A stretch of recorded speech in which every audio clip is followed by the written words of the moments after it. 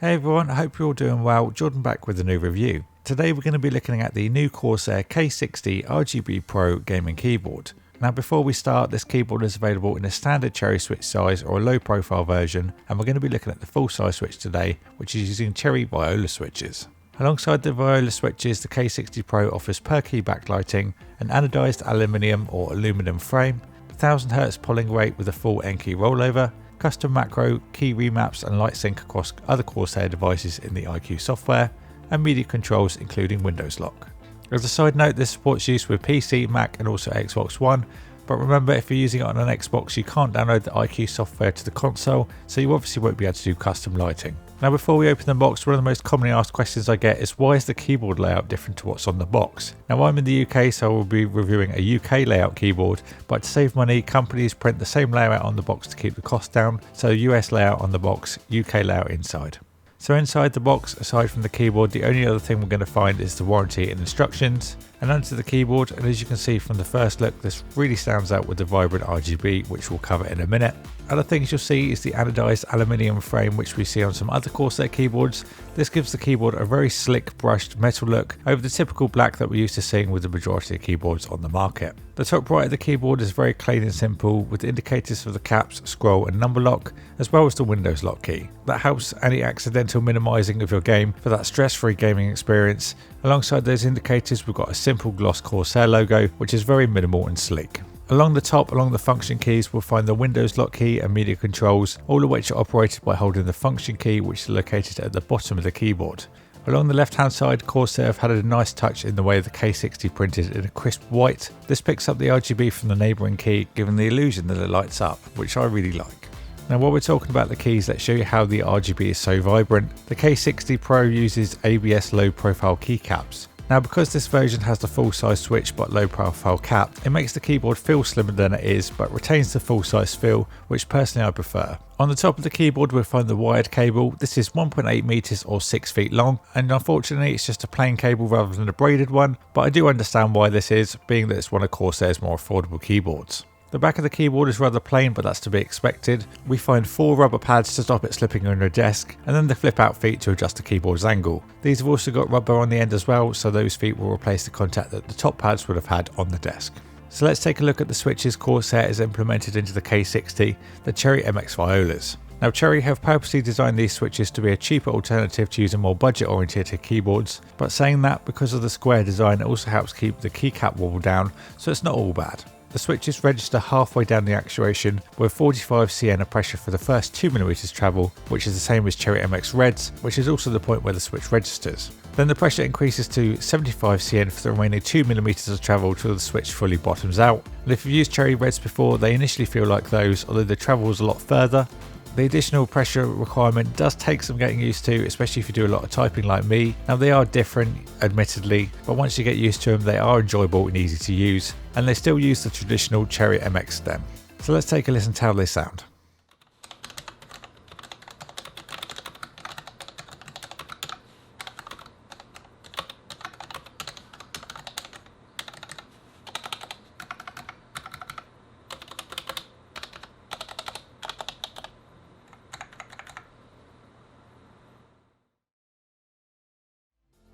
Now personally, I don't think that sounds too bad.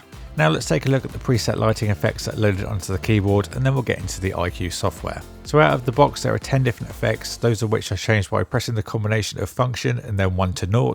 In order we have a spiral rainbow, rain, rainbow wave, visor, type lighting per key, type lighting as a ripple, colour shift, colour pulse, colour wave, and then finally static. You can also adjust the effect speed and the side that the effect comes from using minus, plus and the square bracket keys.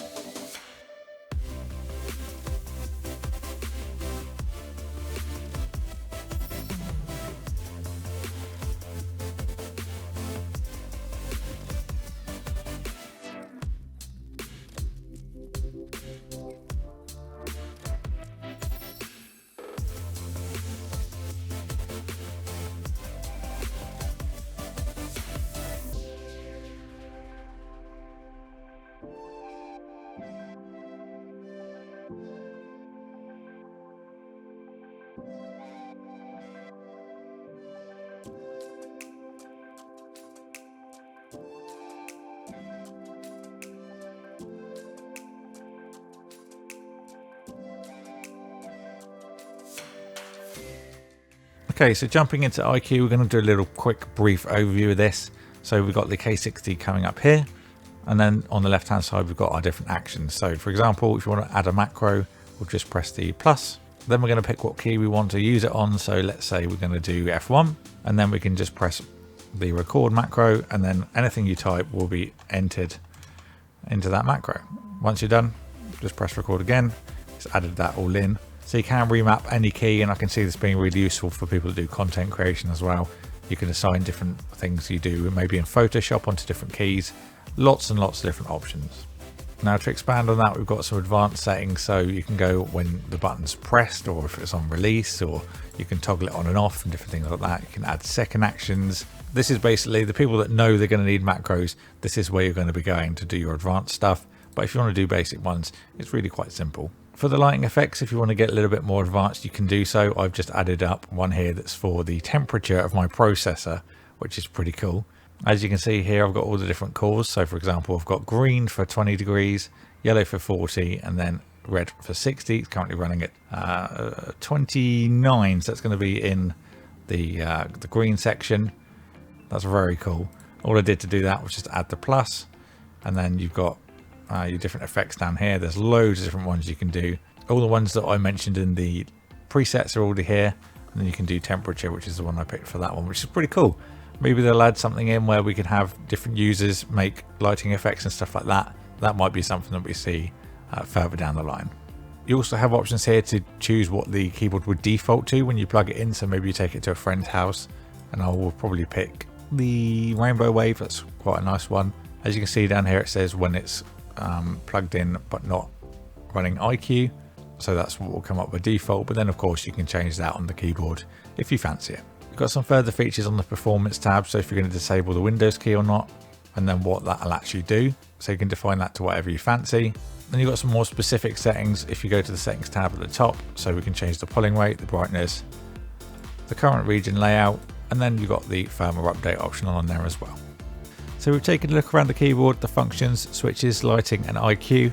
Now it's time to give you my thoughts. Now this keyboard comes in at $89 in the US or £109 in the UK, so keep that in mind for what follows. So after spending some time with the K60 Pro, I've come to really love this keyboard. After some initial teething issues with the wireless switches, I did find myself getting used to touch typing very quickly, and my frequency of mistakes was quickly reduced.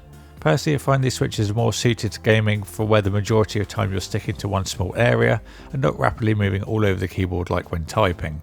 Regular cherry switches such as the browns or even reds for that matter, you can do that, but I find the way these actuate makes it a little bit hard, even if they do register at the same point just 2mm down. In terms of lighting, the keyboard does excel with the combination of the low profile keycaps and how the RGB shines throughout the switch, which is a very good match. The build and design are top notch, although be it more of a minimal understated design, it does look great. I love the brushed aluminium and the subtle K60 on the left hand side, which is a very nice detail. Although I'd personally like physical MIDI controls over the ones controlled with the function key, this does come in at a more affordable price point, so the lack of those physical buttons is to be expected. One thing that I would like personally is a lock for the function key, so it turns the MIDI controls into the default action over the function keys, but that's just me. The only other thing this keyboard is lacking that some people would miss is a wrist rest, but then again you do need to consider the price, and that's something that usually comes in with offerings at a more premium price point. All in all, this is a top quality offering from Corsair with its vibrant lighting, great build quality and mechanical switches. It certainly brings more premium features into a more affordable offering. So if you want to kick up a K60 Pro, I'll put some links in the video description. If you have any more questions, then please leave them in the comments box below and I'll get back to you. If you enjoyed this video, then make sure to subscribe and ring the bell so you don't miss an upload. Thank you to Corsair for sending this out for me to review. Thank you all for watching, and I'll see you all in the next video.